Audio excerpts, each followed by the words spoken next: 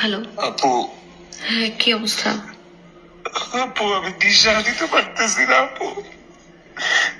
কাউকে বুঝাইতে পারতেছি না আমি কোন সিচুয়েশনে আছি।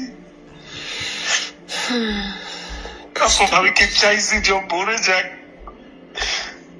যত ঝগড়া হোক আপু, যত ঝামেলা হোক আপু, আমি তো কোনোদিন এটা চাইনি যে সুইসাইড করবো।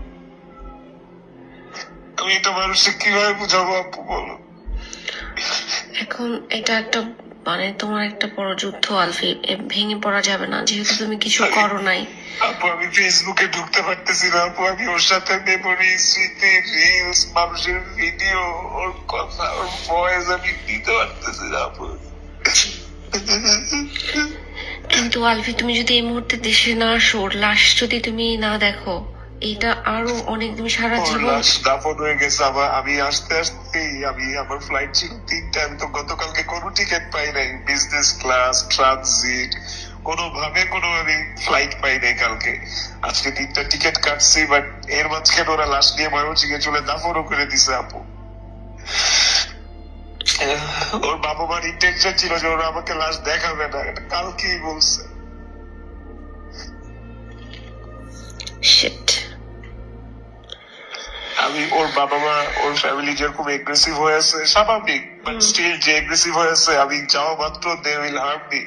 আর আমার যদি এখন কোনো ক্ষতি হয় আপু, রিজিকের কে আছে বলো?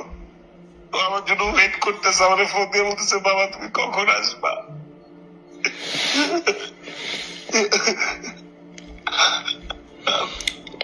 আমার এখন সিচুয়েশনটা আমি কাউকে বুঝাইতে পারতেছি না আপু। আমি কি করবো বলো তো? আমি কি একটা স্টেটমেন্ট দিব সবার উদ্দেশ্যে, নাকি দেশে এসে দিব? এখন দেশে আসলে তুমি অল্প সময়ের জন্য অ্যারেস্ট হবা, এটা 100%। কিন্তু সেই ক্ষেত্রে তুমি পরবর্তীতে বের হয়ে তুমি আইনি লড়াইটা লড়তে পারবা। কিন্তু এখন যদি তুমি দেশে না আসো, সারা জীবনের জন্য এই বাংলাদেশের মানুষ তোমাকে খুনি হিসাবে জানবে।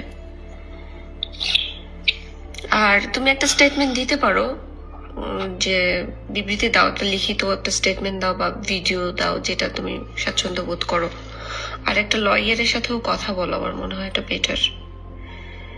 এখন লাশ যেহেতু কবর দিয়ে দিছে, এখন আমি তো ভাবছি যে লাশটা অন্তত এসে দেখো।